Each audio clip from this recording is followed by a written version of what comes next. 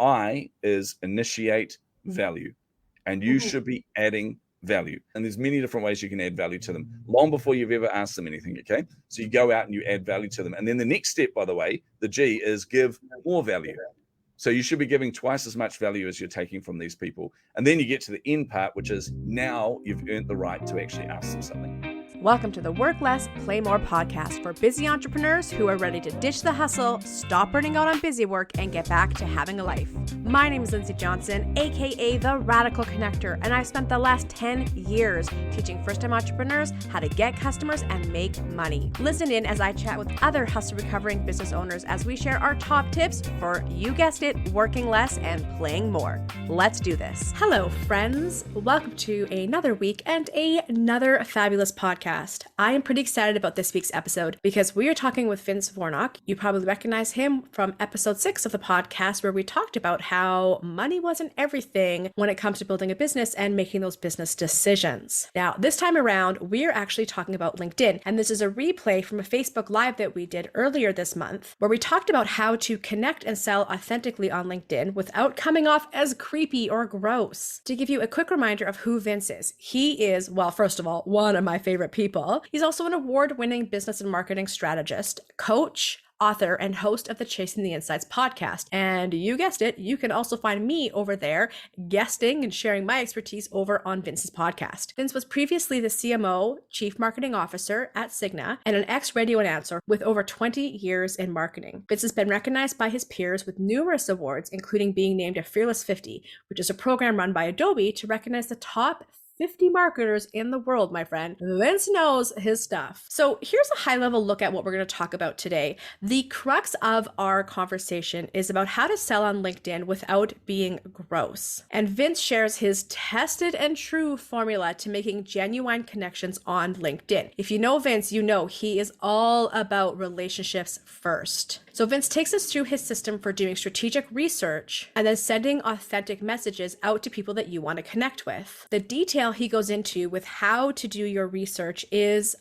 excellent. You're going to want to have a pen and paper handy so you can take down notes. Now, depending on when you're listening to this, I also have something really special for you. On November 10th, Vince and I are going to be hanging out at 1 p.m. Pacific, 4 p.m. Eastern to host a LinkedIn research and outreach jam sesh. So we're all going to meet on Zoom and you're going to get to apply Vince's strategies in real time with both him and I on hand to answer questions. I've got the link for that in the show notes so you can come on in and save your seat. And in the meantime, get your pen and paper ready and let's get into it. Welcome. I'm really excited because Vince and I are going to be talking about LinkedIn. And when I say Vince and I mean Vince is going to. And I promise not to roll my eyes. And I did let Vince know that I might roll my eyes when we talk about this because I think LinkedIn is so boring. But you love it. I know Nick loves it as well. Nick McGrath from McGrawsome Creative Graphic Design. So Vince, before we dive into today's topic, LinkedIn, how to sell on LinkedIn without being a dick. Can I say that? You just did. I mean, I said it happened without being a butt face is how I would normally phrase it. Tell people, give people some context. Tell people what you do so people know who the heck you are. Okay, I've got to be concise here. I'm an author. I'm the host of the Chasing the Insights podcast, but I'm also a marketing coach. I've had over 20, I kind of cap it at 20 plus years. I just say 20 plus now. I don't actually add them up because it makes me feel old. 20 plus years in marketing through multiple different businesses, through multiple corporates. Also being the chief marketing officer at Cigna Insurance and just off the back of selling one of my largest startups. Now I'm a marketing coach and I help people do exactly what we're going to talk about. I love it. Amazing. It's funny. I had written something somewhere where I was like, oh, I've crammed 20 years of sales experience into this course here. And then I was like, people aren't going to believe that. That looks like a long time. I think I changed it to 10 because I was like, that just seems too long. I know what you mean. I'm approaching 30 years in marketing and realized that just sounds wrong. And also, I don't want to be that old. I don't look that old. I'm hoping I don't look that old. You know what? Age is a gift. Age is a gift. And, we're not going to... I just tell people I started when I was 5. There we go. There you go. Okay, so LinkedIn. How to sell on LinkedIn without being a butt face. Dude, we're going to say it. So I know other people have this preconceived idea. So tell us why you think LinkedIn isn't boring. Okay, well, first of all, I do think LinkedIn's boring to a degree, but I also think it's really powerful. And The reason that people don't like LinkedIn is really obvious, because if you're on there for more than 5 minutes, you will encounter the dicks that we talked about. You'll encounter your inbox being filled with spam. And that ranges from, you get the extremes. I get these pretty much every day, multiple times a day. You get the, hi, my name's Bob. I think I can help you with XYZ. And here's all the things you should buy from me. I'm like, dude, seriously, take me out for a drink first, at least. You know, try and woo me a little bit. Versus the other one, which is, hey, how's business? I'm like, oh, come on. You have not earned the right to have that conversation with me yet. I'm not going to spill my guts to you when I don't actually know you. So these are the kind of things that fill up your inbox. So it just feels so impersonal. And even when they're trying to be personal in there, it comes across so robotic, so copy and paste. Classic example in my inbox. Hey, Vince, looking through your profile, it's great to see another person that is heavily into SaaS-based automation systems for blah, blah, blah. And I'm like, there's nothing in my profile that says any of this. You literally copy and paste all that into a message and spammed thousands and thousands of people. So that's why it seems so boring. Yeah. So I'm so sorry. Yes, I had that for me. Someone was like, something about like being in the same wellness business industry, whatever. And I was like, nope, that's not what I do. I think it's just one of your personalities, Lindsay, is branching out. I guess. We did our mental health check-in earlier today. We got into it. We were talking a lot about like our value as a person versus a commodity in a capitalist society. And oh, don't get me started. Yep. Right? Okay, so LinkedIn, you said you're not on there for more than a few minutes and you're starting to get the spam, you're starting to get people, it was impersonal, robotic. So I would love to know, before you get into like how to use it, what is it that you do love about LinkedIn as a marketer? Well, think about it from this perspective. If everyone out there is bombarded with spam and they're bombarded with just generic messaging and things, how easy it is to stand out amongst that, and how easy it is to make a connection with people. And I'll take you through a little bit of a framework that I use for that. But you can connect with people really easily, and you're less working against the algorithm than you are on Facebook. Facebook is, as you know, frustrating. Facebook groups themselves, engagements down, all these things are down. We've just found out that Facebook, kind of upweights anything that's negative on Facebook. So if you've got a positive group like we do, because we're very positive people, then automatically you get less engagement. LinkedIn isn't riddled with that kind of issue, So LinkedIn, you can actually get a direct connection with somebody else really easily. Plus, there's a mentality there where people are there to be professional. Which means they're there for their business. They're not sharing photos of their kids, or some of them are, but that's not what it's about. So there's an expectation there that when you're engaging with me, we are potentially looking at how we can help each other. Yeah, I love that. Well, it's like going to a networking event back when we went to events. Exactly. I remember those days. Right? A long time ago. Like literally, 2 years ago? But yeah, there was the expectation that people are there to meet other people, and it automatically did away with a lot of like nonsense. We're there to meet people. That's why we're here. Let's talk, right? It gets the conversation going. Yep. Let's dive into the meat and potatoes of how to sell on LinkedIn without being a buttface. The first thing is doing your research, which is super simple. So I'll break this into two parts: doing your research and then how to engage with people on LinkedIn. And the first thing, and the research side of that, is actually really, really easy. So I use what I call a top-down, bottom-up approach. So what I do is I identify, for example, if you took an hour out of your day or an hour out of your week to do some research on LinkedIn, what I would do is I would find 5 people that are in either a similar space to you or a similar vertical to you. So it doesn't have to be. So for example, I'm a marketing coach, right? So I help people be seen. But I know that there are a lot of vocal coaches out there that help entrepreneurs. So I would find a vocal coach. Then I'd find a PR specialist. Then I'd find somebody else that coaches in these areas. Find those 5 people, and then I drill down on their profile. I look down at their content. So you can go to their profile and then you'll see activity. Go to activity, filter that by their posts. And then what I'm doing is I'm looking at who are the people that are engaging with them. First of all, is anyone engaging with them? Because if they're not, that's not the person you should be looking at. Just find somebody else. But you won't find someone that's actually getting a lot of engagement from others. And then what you're looking for is somebody who has common kind of, in other words, I'm looking at Jane Doe at the top. And Jane Doe is a PR coach, for example. So I'm going through Jane's comments, going through content, going through the comments and looking. And I find in there that Eric and Donna are both, I don't know where I come up with these names, Eric and Donna are both engaging heavily with a lot of the content that Jane's putting out there.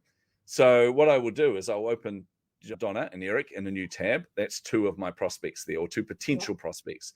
And I'll go through and I basically find for each of those 5 people, I would find 5 people in the downline from them. And then what you do is once you've done that, you want to go bottom up. So you look at those 5 people that you found for each of those peers, You look at their profiles, you look at what they do. Is this somebody who is in an industry where I can help? Is this someone that is a potential prospect for me and what it is that I do? And then you look at the content that they're putting out there, you look at how they're engaging, and then you go bottom up.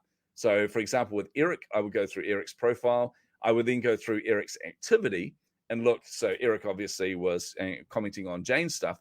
Who else is Eric commenting on? Where is Eric's engagement on? And I would find 5 people there, and I'd do the same again. Now I find 5 from the top, and I work down. So you're basically going up and down, up and down, up and down until you find yourself a nice little pool of people to be able to reach out to that you think you can add value to. Yeah. Yeah, simple. It's the easiest way to do business. And next. Well, there's 2 other ways you can do it as well. Yeah. One of them is around events. So LinkedIn is actually putting a lot more effort into events at the moment. They're rolling out a number of changes. One of the problems we've had in the past is you can't see events unless you're invited to them. So they're not really a public place for that. That's going to change. But when you do find an event on there, then you're going to go through that event and look at like-minded people. So look at if it's a marketing event, for example, and people are wanting to learn marketing, then I would go through and say, here's a whole pile of people here that are potential prospects for me. The same situation for LinkedIn groups. Yeah. So I'd actually go into the groups where people are consuming content. You have to join the groups first to be able to see them, which is always annoying, but you can leave a group. If you go into the group, you have a look at how engaging it is. You look at how many people are active in there, how many people are engaging. If it's a very active and engaged group, then these are people that are potentially on LinkedIn regularly, so they're really easy for you to reach out to. So then I would, again, use the groups to see who potential prospects are for me. Yeah. And then the idea is you're just basically compiling a spreadsheet of all of these different profiles. Then you start your outreach program. And are you going to give us some information on that? You talked about people either get the, hey, how's business? Or the like immediate pitch. And so I think people are replicating that because they don't know what else to do, right? Exactly. And that's where I actually came up with this framework back with one of my old startups. So I had a company called Common Ledger. One of the challenges is it's a high growth tech startup. Our audience, our market was accounting firms. Yeah. And one of the things I discovered is getting a hold of senior partners at accounting firms is next to impossible, because you'd ring up and you go, hi, can I speak to Jonathan? And they would go, sure. What is the nature of your call? Who do you work for? What are you selling? What's the name of your children? Where do they go to school? What do you have for breakfast this morning? Basically, they want a whole pile of information. And guess what? You're never getting passed on to Jonathan. So what we would do instead, I learned a lot of hacks. We would actually, one best hack ever, by the way, if you're in a B2B business, ring just before lunchtime, like a couple of minutes before lunch. I'd ring up and say Sarah was the senior partner there. I ring up reception and they go, hi, welcome to such and such partners. How can I help you? And you go, oh my goodness, has Sarah left for lunch yet, or is she still in the office? And you sound panicked. And they go, no, she's still in the office. Oh, thank goodness. I thought I lost her. Can you put me through? And they go, sure. And then you can almost hear them go, as they've transferred you through. Suddenly you're now cold in front of Sarah, which is kind of dodgy, but that was what we worked out. But then I realized there was a piece missing on all of this, because none of that actually sat very well with me. It was clever and it was funny and you know, it was a good story. But actually, I'm all about being human and treating people like human beings. So I came up with a 5-step process just to kind of create a framework around it where I can connect with people in a really authentic way. So then what I did was I tested this recently, because I'm teaching this to my academy program people. And I wanted to test this framework before I go out and teach it all to them. So I thought, this is something that worked for me. So I decided to look at guests for my podcast. And John Lee Dumas is on my dream clients list, on my dream podcast guest list. So I thought, I'm going to try it with him, because I know a little bit of his backstory. I know that he gets 400 requests a month to appear on other people's podcasts. He chooses a maximum of 8, usually 2 to 4 per month, depending on how busy he is. You have to go through a whole process. You got to fill out a 4-page document. You got to give all your stats, your numbers, your followings, all these kind of things. And then his team will assess whether or not you're suitable for him to come on your show. And in a lot of cases, you have to pay him. And I thought, well, screw that. A, I don't want to pay him. And B, I don't want to have to fill out a 4-page form. I get bored really easy. So can I prove this method and see if I can connect directly to him? So what I did was I used this method to send this email out to his team, to him through his team, went to bed, got up in the morning, and there was a reply from John Lee Dumas himself saying, first of all, thank you so much. This means a lot. And totally, I'm on board with this, Vince. Let's book in a time. Here's a link to book directly with me. And he's now been on my show. This method works because you're treating people like a human being. And it shouldn't be rocket science, by the way. When I explain this to you, you're going to go, this is kind of obvious. But it's not obvious. And this is the problem. When you look at all the spam you're getting on LinkedIn, it's not obvious because we go into this selling mindset rather than a serving mindset. Also, we go into a lazy mindset. Yes, we literally absolutely. pay people $10 an hour to copy and paste the message and spam people. That's the other thing too. And so I think people approach it as a numbers game.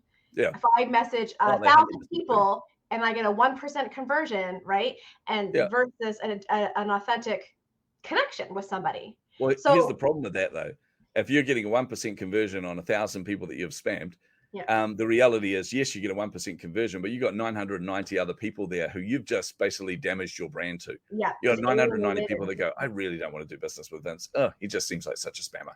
Exactly. Now the good part about this though, because this is something that worries people about LinkedIn, because if they're not playing the numbers game, then it's really manually intensive. Yeah. But the reality is you can use this to craft a really relatable kind of script and get your team to do it. But more importantly, teach them the principle behind it as well. So it can be done in an authentic way while scaling. It's just you have to do the effort in up front. So, yes, I love it. Okay, well, give it to us. Come on. All right. Okay, it's the align method. And excuse some of the words in here because I had to create something that worked with align because I love acronyms. But the first part of it is assess. And really, this is to avoid one of the big pitfalls. And like I said, that guy that reached out to me about SaaS-based automation systems, I'm like, dude, if you took 2 seconds, just 2 seconds to look at my profile, you would have seen that nothing on my profile screams automation for SaaS solutions. I mean, come on, man. So actually do an assessment. So actually look at their profile, do the top-down, bottom-up approach I talked about. But in doing that, look at the profile to see the suitability. Look at what is relevant that you can talk about with them, right? So, and then you go, so you do your assessment, you do your homework on that. That's more so you don't make a mistake, but it also gives you something to relate to them on. And then the next part is really important, and this is missed by most spammers. And this is laud them, as in L-A-U-D. Again, because A-R-I-G-N doesn't really fit, so I had to come up with L. But basically, you're showing them respect. Yeah. And you can do this in a number of different ways. It doesn't mean like sucking up to them or anything like that, but it's just making sure that you're not talking down to them, making sure you've actually taken the time to acknowledge who they are, because as humans, we love respect, we love recognition, we love acknowledgement. It's one of Maslow's hierarchy of needs. You know, we need above even, you know, having food on the table and shelter and all these kind of things. We want to belong, and then we want to be respected.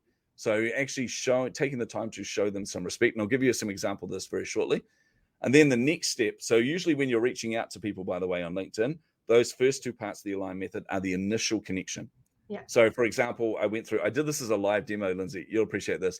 This is a live demo in my group. And I'm thinking, what am I doing? I'm doing a live research and outreach on, you know, prospecting on LinkedIn in front of a bunch of people. This could go terribly, terribly wrong.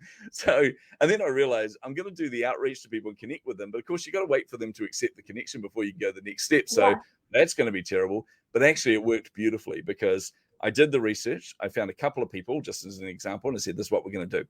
And then I sent out a connection request to each of those 2 people. The first one was for a copywriter. So this is somebody who does copywriting and proofreading particularly, and that was a big part of what he was teaching. So I thought, right, I'm going to reach out to this person. So I connected with them and say, hey, you know, LinkedIn suggested the two of you and I connect. We've both got 37 friends in common, or connections in common. But also, I love the work that you're doing. Proofreaders, you know, coming as an author, I know that a good quality proofreader is really hard to find, and it's something that isn't really respected enough in the industry. So just want to acknowledge that, and I'd love to connect with you. So you see what I've done there is I've assessed, I've looked at who he is, what he does, and then and it wasn't that exact wording, that was terrible wording. I know what you mean, though. Yeah. But then I showed him some respect. I lauded him. But then when by the way, in the live, while I'm connecting with the second person, he came back and said, hell yeah, love to connect. I'm like, oh, oops. Okay, now I can show them the next part. While I'm doing that, the second person I was connecting with came back. So it was a great live demo. But the next 2 parts are really, really important.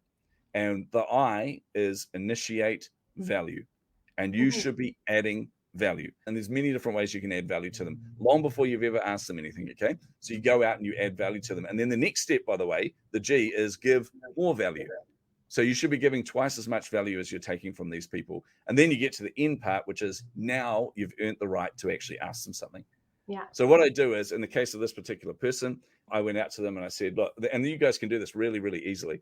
once they've connected with you, you go back to them and say, thank you so much for connecting with me. I love connecting with new people and getting to know them online. Plus, as I said, I really respect what you do. Also, have a look at my profile. If there's anyone you want to be connected with, let me know. I'll do an introduction. Can I ask I you can a tell you question? now. Yeah. Because people have said that since the dawn of LinkedIn. Yeah. Nobody Don't ever you takes you feel up like on that's it. old?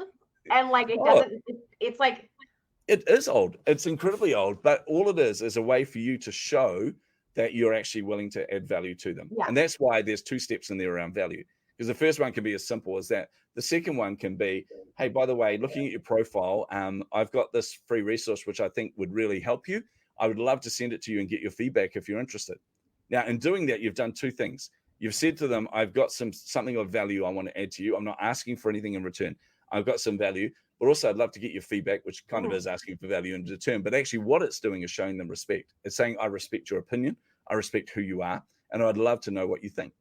So, and doing that, honestly, I can tell you now, 90% of the time, you will get a response from them. In fact, I saw this as a masterclass done on me, and I know, like, I teach this stuff. yeah. And somebody did this to me, and I knew what they were doing, and I still bought into it completely. Because you're talking to someone who's taught sales for 20 plus years. So I'm like, dude, this has been done forever. And doesn't everyone just see through this? But maybe Well, they you don't. would think so, but even if they do, it's so refreshing to have someone not selling to you straight away.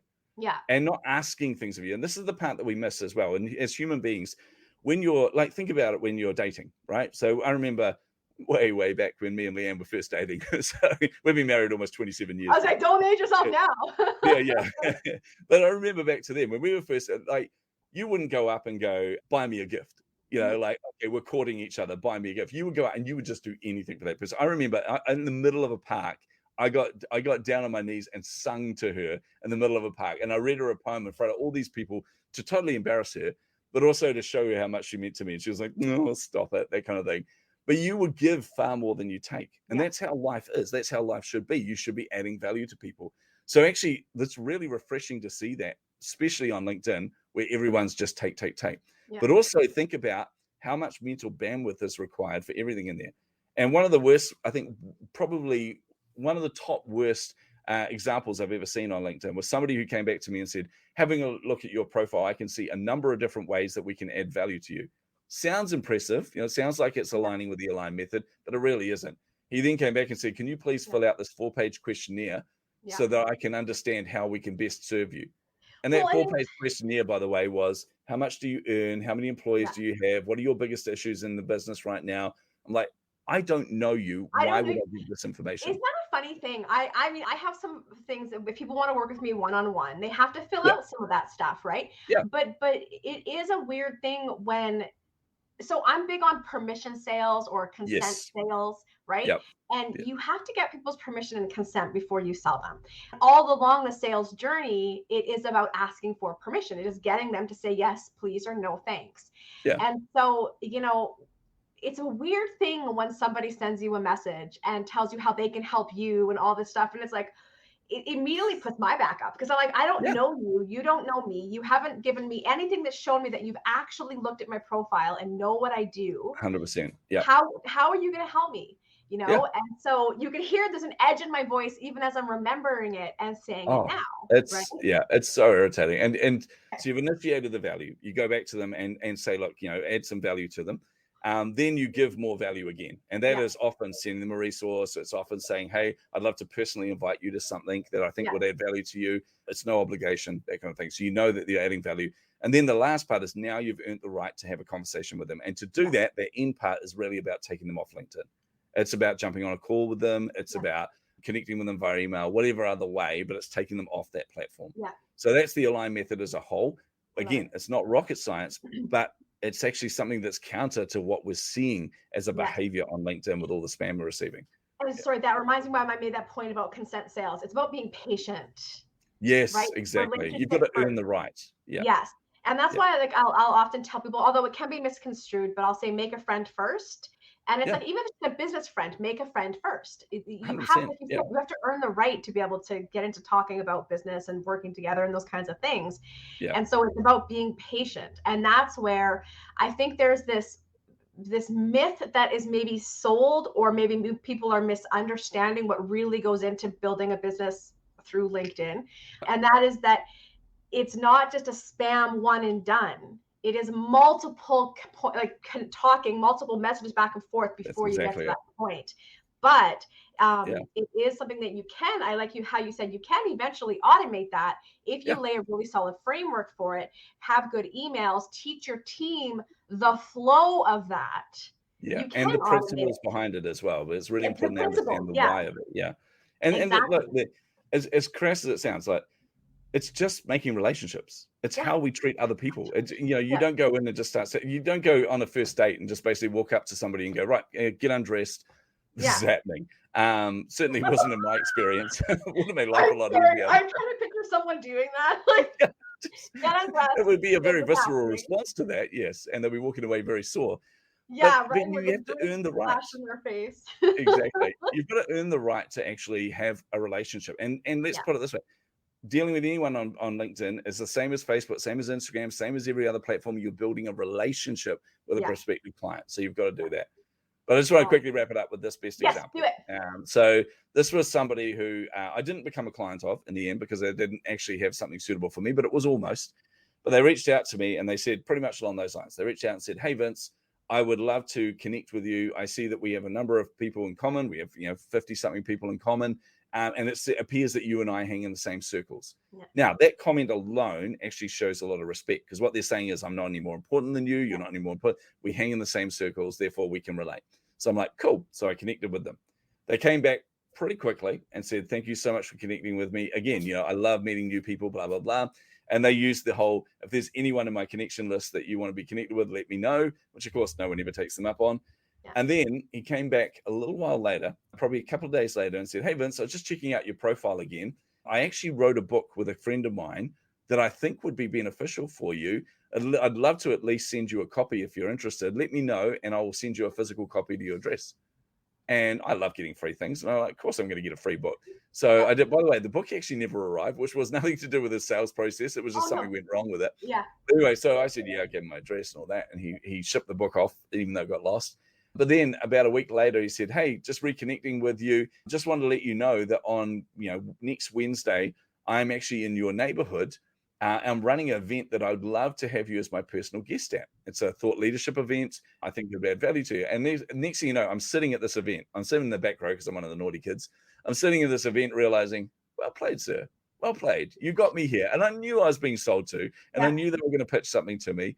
But the way it was done was in a way that felt like it was natural and felt like it was actually two humans talking to each other. That's what I was going to say, because you felt like you had a friend. And I'm going to use the term friend loosely. I'm talking professional connection, someone that you enjoy talking to professionally, right?